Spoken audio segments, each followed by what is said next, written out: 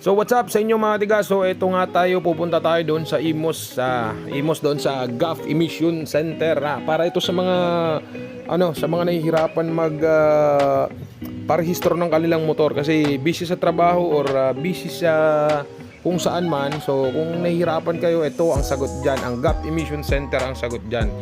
Doon ito sa may lugar malapit sa may Pasabang to papuntang Sabang, pero alam ko hindi to mismong Sabang, pero yata to part siya ng ano ba tawag nito? Part siya ng ano ba tong lugar sa Imos, part siya ng Malagasang ba? Parang ganun, or basta doon banda papunta sa may pagka mo sa Danghari, papunta doon sa i-search nyo na lang sa para hindi kayo mahirapan, i-search nyo na lang sa Facebook, meron silang page. Ito, papakita ko sa inyo yung page nila.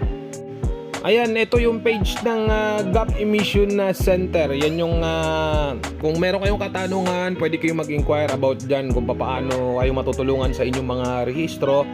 Yan yung i-chat nyo. Yan yung page nila, GAF Emission Center.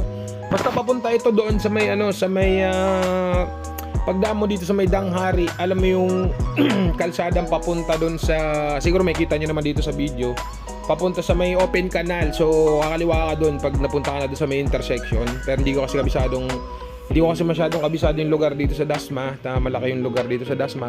So doon ako dahil meron akong kaibigan doon. So itong GAF Emission Center na to ay bukod sa napakaganda na, dahil magandang emission ito dahil maano sila mag-asikaso, mabilis sila mag-asikaso, at saka mura na kaysa sa iba. Kaya doon ako nagpa ng aking papel, nagparehistro, doon ako nagpa-emission ng aking motor. So punta tayo doon. So sa lahat ng mga nahihirapan magrehistro, ang GAF Emission Center ang sasagot sa inyo dyan, at sila na ang bahalang tumulong sa iyo. Kung may katanungan kayo, gaya nga sinabi ko yung page kanina, balikan nyo na lang sa video.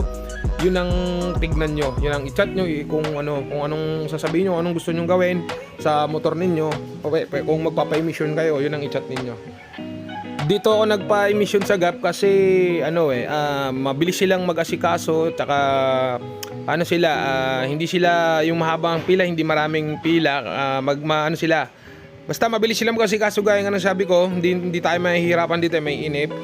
At saka kung kayo mahirapan kayong magparehistro ng inyong motor, kung busy kayo sa trabaho, sila ang bahala ng sumagot sa inyo dyan. So ayan, nakikita nyo naman yung lugar sa mga taga dito sa amin sa Bacoor.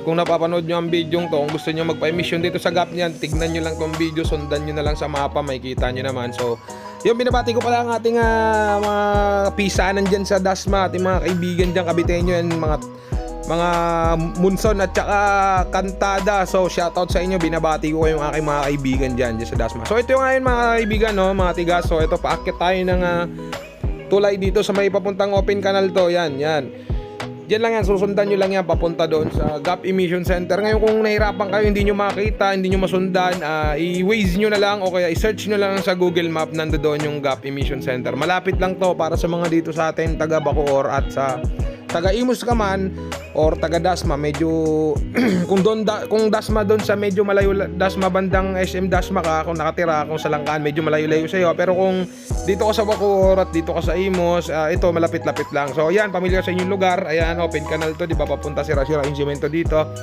So ayan, papunta to doon. So ito na nga tayo. Papunta na tayong open canal. Yan, sundan lang natin tong kalsadang to sa open canal. Pagdating natin doon sa intersection, malapit-lapit na. Kakaliwa tayo, tapos dire-diretso lang yun. Unahan lang ng konti, siguro mga 2 minutes na biyahe, nandoon na tayo sa GAF Emission Center. So ito na, nakikita nyo yung tulay na yan na ginagawa, yung kalsada sa taas yan. Nandito na tayo, kakaliwa lang tayo. Tapos pagkakaliwa mo doon sa intersection na yun, dire-diretso lang tayo. Nasa tabi lang yung GAF Emission Center, nasa kanan lang. Yan, dire-diretso lang tayo dito. Yan, malapit na. Tignan nyo lang maigi yung nasa video, makikita nyo naman kung saan ang GAF. Nandiyan lang yung sa tabi, makikita nyo meron siya lang isang malaking karatula. Itong way na to papuntang Sabang to. Sabang Dasma, dire-diretso mo papuntang Sabang to. Pero hindi ka na darating sa Sabang. Malapit na dito yung GAF Emission Testing Center. So ayan.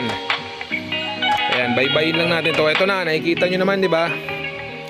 Yan, nasa gilid lang yon. Ayan yun. Yan ang GAF Emission Center. Ayan, lumagpas pa ako kaya pinutol ko yung video. So ayan, kitang-kita nyo naman sa video, ayan. So kukunin na natin yung ating papel na pinarehistro. Ito lang yung resibo na papakita mo dahil pag naiwala mo yan, hindi mo makukuha yung iyong papel sa motor. Ayan, kaya wag nyo iwala yung bibigyan nilang resibo. So ito na, goods na ang ating rehistro.